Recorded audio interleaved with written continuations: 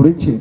তো বলল, সবাই তো বলে পুণ্য কর্ম করলে স্বর্গে যায়, তো আমিও স্বর্গে যেতে চাই। তো সেই স্বর্গ কোথায়? তো আমি ওকে বললাম, দেখো, ও জানে। ও বলল যে মানুষ তো বলে উপরে স্বর্গ আছে, কিন্তু আমাদের স্যাররা বললেন যে উপরে বিভিন্ন গ্রহ আছে, নক্ষত্র আছে, সেই গ্রহে রকেট পৌঁছচ্ছে, গবেষণা হচ্ছে, কিন্তু স্বর্গ তো কেউ বলে না উপরে আছে, কোনো রকেট তো স্বর্গে যায় না, সেই স্বর্গ কোথায়?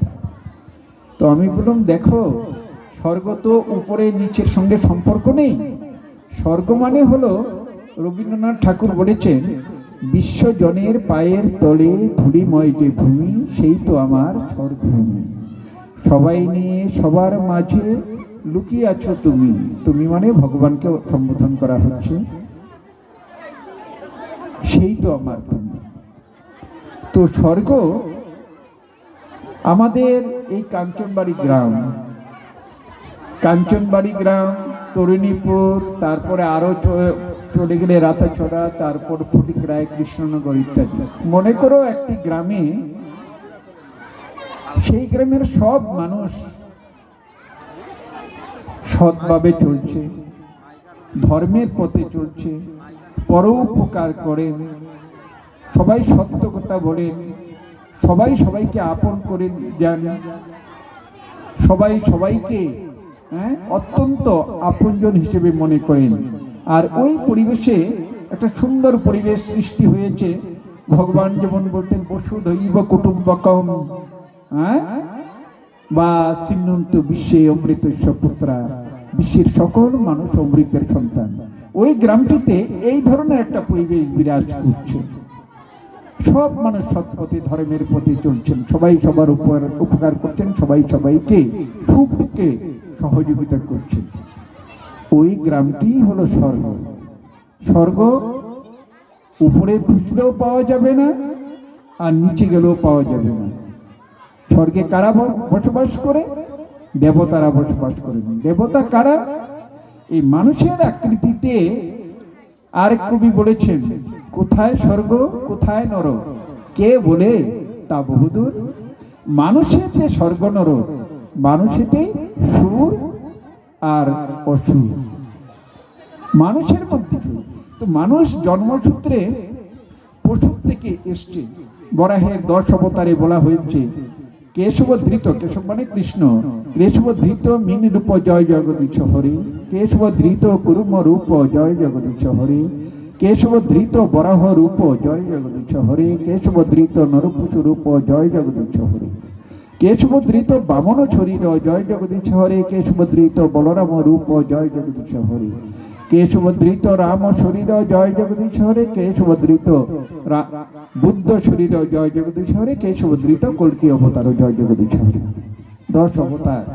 এই যে মানুষ, মিন মানে মাছ, তারপরে কুর্ম মানে কচ্ছপ, তার বরাহ শুকর, 4 পায়ে জীব। এইভাবে উত্তরণ করতে করতে মানুষের শরীর পেয়েছে।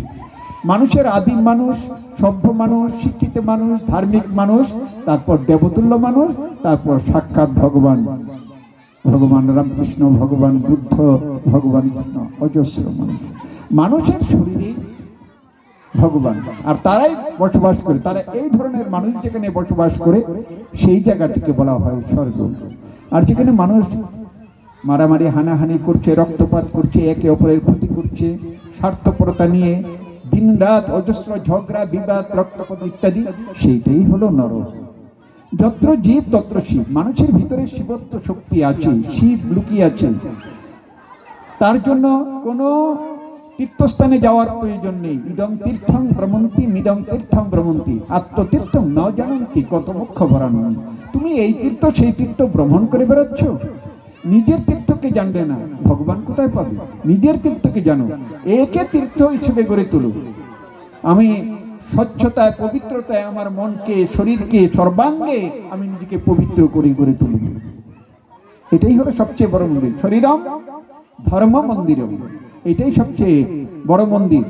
এইখানে রথের পুজো হয়, পুজো করে মানুষ প্রণাম করে রাস্তায় গড়াগড়ি করে। তাই রবীন্দ্রনাথ ঠাকুর বলেছেন, যখন রথ চলে মানুষ প্রণাম করছে রাস্তায়, রাস্তা বলছে আমি দেবতা, রথ বলছে আমি দেবতা। রবীন্দ্রনাথের ভাষায় চারিদিকে রথযাত্রা মহা ধুমধাম, ভক্তরা লুটিয়ে করেছে প্রণাম। রথ বলে আমি দেব, রাস্তা বলে আমি দেব, পথ বলে আমি দেব, রথ বলে আমি, মূর্তি বলে আমি দেব, হাসে অন্তর্যামী। অন্তর্যামী অন্তঃস্থলে সবার মধ্যে লুকিয়ে আছে, তাকে জাগ্রত করুন। সবাই নিজেকে দেবতুল্যে পরিণত করুন। আপনার ছেলে মেয়েকে স্কুলে 4 ঘন্টার জন্য পাঠান, 3 ঘন্টার জন্য পাঠান, 20 ঘন্টা আপনাদের কাছে থাকে। যদি আপনারা ঘরটাকে, নিজের বাড়িটাকে স্বর্গে পরিণত না করতে পারেন, তাহলে দেবতুল্য শিশু করে তুলতে পারবেন না। তাই প্রতিটি পরিবারকে একটা দেবতুল্য পরিবেশে পরিণত করুন। মা বাপ শিশুদের সামনে এমন ব্যবহার করুন, প্রতি পদক্ষেপে, প্রতি মুহূর্তে যারা কিছু শিক্ষণীয় পায়, এমন কিছু ব্যবহার করবেন না যা দেখলে তাদের মন অধোমুখী হতে পারে। এইভাবে যদি আমরা গড়ে তুলি, তাহলে একটা সুন্দর পরিবেশ গড়ে তুলতে পারবো। দেখুন, 4 ধরনের শিক্ষা আছে।